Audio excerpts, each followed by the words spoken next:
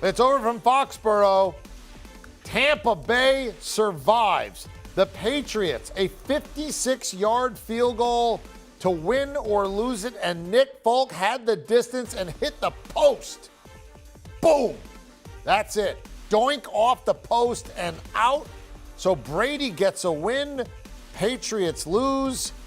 Tom Brady's won more games at Gillette Stadium this year than have the Patriots. It was close. It was pretty much what we thought. Sometimes a game falls exactly how you figure. We all said we thought Patriots with the points, Tampa Bay to win, low scoring. It was under, Patriots covered, but Tom Brady and Tampa Bay get a win over Bill Belichick. All right, everybody in the pool. Jonathan Jones, CBS Sports senior NFL writer, our draft expert and NFL expert, Ryan Wilson. Ryan, I'll start with you this time. What did this say about Brady? What did this say about Belichick? And then we'll get to what it said about the teams overall. But we tabbed this as Brady versus Belichick. What did this game say about those two? Well, I think it says that Tom Brady, no matter who he's coaching against, is the most formidable opponent, because Belichick has a history of making every quarterback look pedestrian, and that appeared to be the case for the first half with Belichick versus Brady. But Brady wasn't the passer he has been through the first three games. He had 10 touchdowns coming into this game, didn't have a touchdown tonight, and then he came out in the second half, found ways to win. It wasn't pretty, but I think it just speaks to his ability to outsmart, as the field general, what Bill Belichick can draw up in the sand coming out of halftime and even game planning coming into this week. So it wasn't pretty, but it was a great game. Yes, it was low scoring. Yes, it came down to the last play, but I think you can take a lot away from this in terms of how Tom Brady reacts when he's game planned to a T. And I think it also speaks in terms of what the Patriots are doing. Mac Jones actually is pretty good. Turns out, I mean, he's been the best quarterback among the rookies so far this season, but I think this game, more than any other game we've seen this season, he showed his ability to make plays in big moments and keep not only keep the Patriots in it, but give them a chance to win that football game. If I told you coming in, JJ, that they would hold Brady to basically 50% completion, he would not throw a touchdown pass, Mac Jones would be over 75% completion, the Patriots would have 33 completions, I would think that Belichick would say, yeah, that follows my script. That's exactly what I'm hoping for in this one. What did this game say to you about Brady and Belichick? Yeah, it would have followed the script, and it would have come down to a field goal is what I would have told you. And that's exactly what we saw. We had a New England Patriots team that could not run on the Tampa Bay Buccaneers, and rather than Bill Belichick and Josh McDaniels hitting their head against the wall and trying to make it any differently, because they only had -1 rushing yard. They had a lack of rushing yards. What they decided to do was, no, let's put the football in Mac Jones' hand. Let's get the football out of his hand quickly, have him make good decisions. And Mac Jones was fantastic tonight against the blitz, and that's why you drafted him 15 overall, because he knows what he is seeing from defenses, and he is making the proper reads and adjustments. And we saw him there in that final drive where Vita Vea drops into coverage. Well, I'm going to hit Hunter Henry, who Vita Vea is the nearest defender to Hunter Henry, so I'm going to trust that I can get the football to Hunter Henry. Mac Jones played a fantastic game. Tom Brady, while his numbers were pedestrian, EK, we saw him on 2 consecutive passes to Antonio Brown in the end zone. Either one of those could or should have been caught for a touchdown, and then he has much better stats at the end of all of this. But listen, the Patriots were a lesser team tonight going up against the defending Super Bowl champions. The reason that they were in that game is because they have the GOAT at head coach. And frankly, the reason that the Tampa Bay Buccaneers ultimately won that game is because they have the GOAT at quarterback. Yeah, I think that's right. I think that's well said. That's how I feel about that.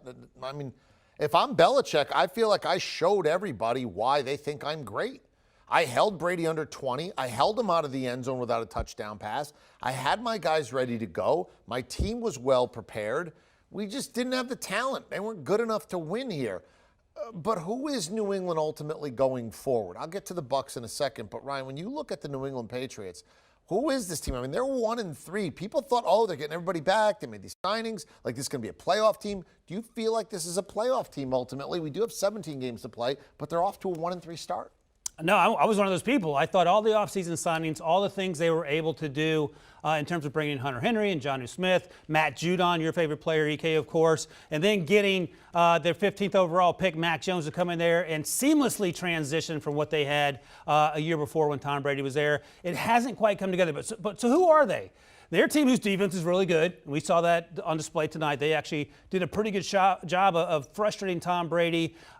JJ mentioned, of course, the 2 drops by Antonio Brown that might have changed the complexion of the game a little earlier in that fourth quarter. But I think they're having Mac Jones grow into this role. The running game was non-existent, and they were still able to not only compete, but have a chance to win the game up to the very last Nick Folk field goal attempt there, the 56-yarder. So I think they're growing into this game as a team that has a rookie quarterback, much more so than any other team with a rookie quarterback.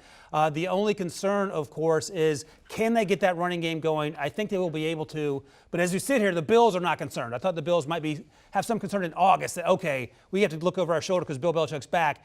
They're not there yet. The Bills have shut out 2 teams and done it pretty convincingly.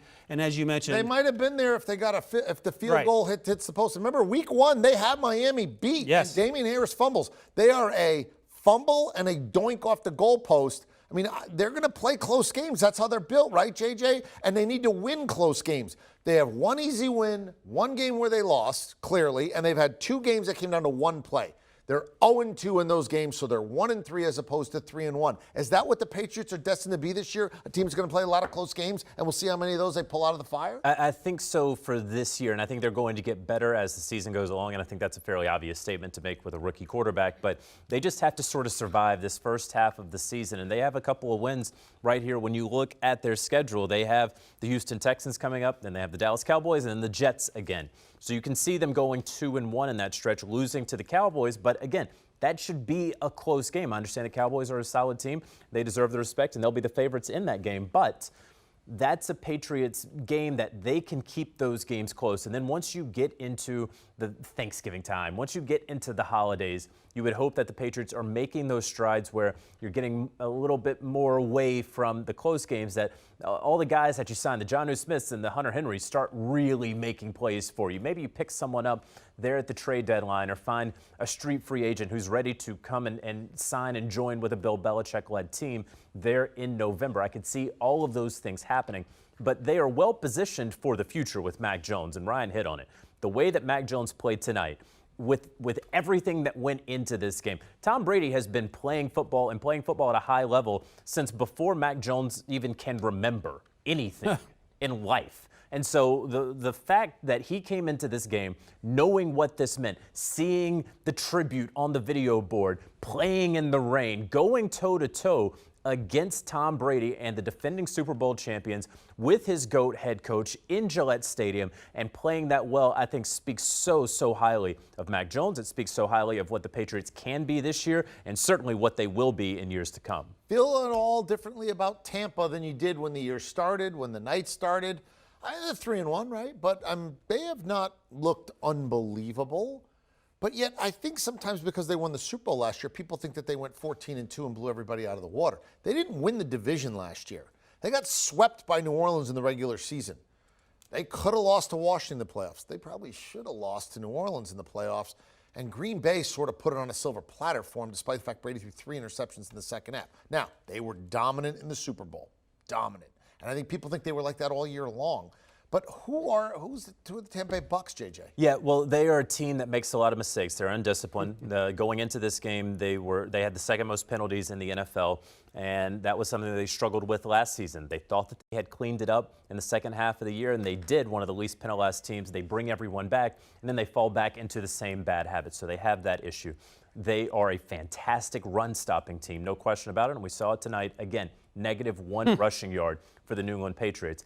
They are sort of hit or miss when it comes to getting after the quarterback. They're missing JPP, but finally Joe Tryon-Shoyinka, their first-round pick, got 2 sacks. We saw Shaq Barrett finally, ultimately get that sack and get to the quarterback, something that he's been missing. But then you look at the back end and how many injuries they've had. Jamel Dean, Sean Murphy-Bunting, Carlton Davis with the quad went out in that game. We're going to see how long he's been out. And so Richard Sherman was the guy who was attacked tonight to the tune of 9 targets for 9 catches and upward of 90 receiving yards that he allowed in his first game back in almost a year. So when you win a Super Bowl, so much of it is, of course, talent and skill, but so much of it is luck and so much of it is injury luck.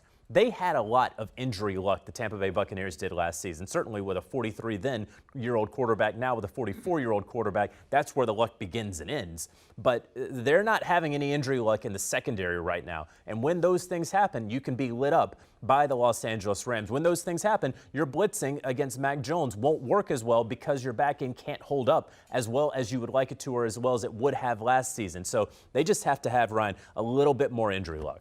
Yeah, you mentioned all the injuries in the secondary. Antoine Winfield went out with a concussion too, so we'll have to see how that plays out.